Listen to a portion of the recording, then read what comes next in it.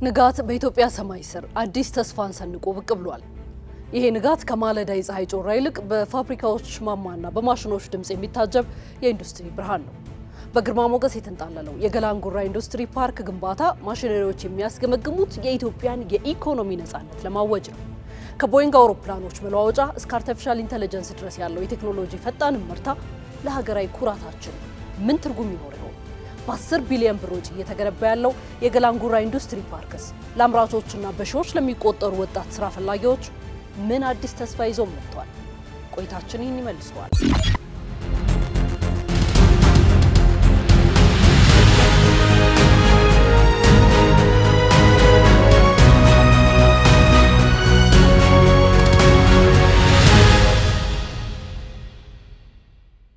የኢትዮጵያ የኢንዱስትሪ ጉዞ ውጣ ውረድ የበዛበት የታሪክ ሰንሰለት ነበረው። በንጉሳዊ ስርዓት ወቅት የመሪነት ሚናው የውጭ ባለሀብቶች ሲሆን በደርግ ዘመን ደግሞ የካፒታል ገደብ አላላውስ ብሎት ዘልቋል። ከቅርብ ዓመታት በፊት ደግሞ በውጭ ዕዳ ክምችት ተተብትቦ ዘርፉ ክፉኛ ሲፈተን ቆይቷል። ዛሬ ግን ታሪክ ተቀይሯል። በመደመር እሳቤ መንግስት ራሱን ከአምራችነት ወደ አመቻችነት ቀይሮ አዲስ የኢኮኖሚ አብዮት አቀጣጥሏል። ኢትዮጵያ ታምረት የተሰኘው ንቅናቄ የዚህ ዘርፍ አዲስ የልብ ትርታ ሆኗል።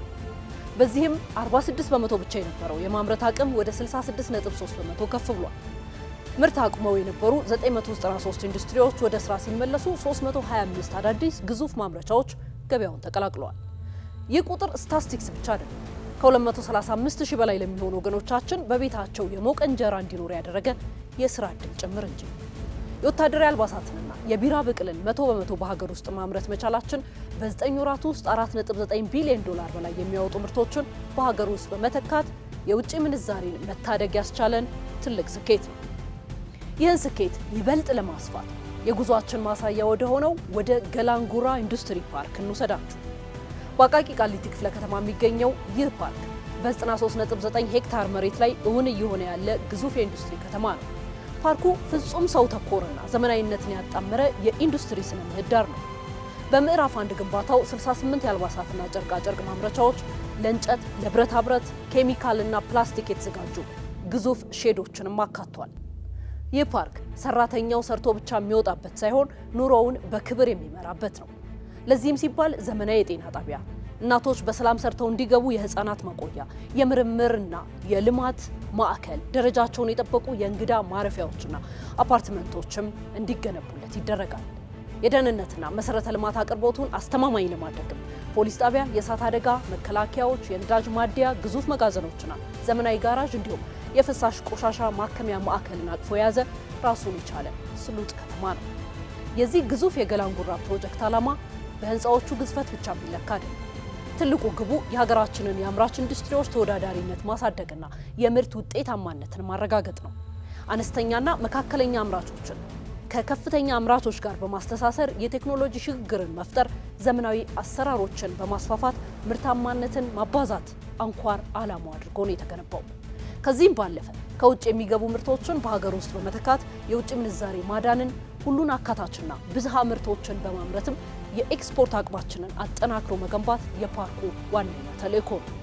ፓርኩ በተለይም በመካከለኛና ከፍተኛ ማኒፋክቸሪንግ ዘርፍ የተሰማሩትን በማሰባሰብ በሚሰጠው የኢንዱስትሪ ኤክስቴንሽን ድጋፍ ለ20 ሺህ ወጣቶች አዲስ የስራ ዕድል ይፈጥራል ተብሎ ይጠበቃል።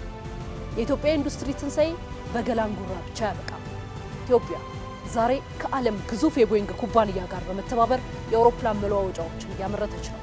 በአፍሪካ ቀዳሚ የሆነው የአርቲፊሻል ኢንተለጀንስ ኢንስቲትዩት የቴክኖሎጂ አድማሳችንን ሲያሰፋው በሀገር ውስጥ የተመረቱ 3900 በላይ ትራንስፎርመሮች እና በፀሐይ ኃይል የሚሰሩ 5G የተገጠመላቸው የስማርት ፖሎች ደግሞ የፈጠራ አቅማችን ማሳያ ናቸው።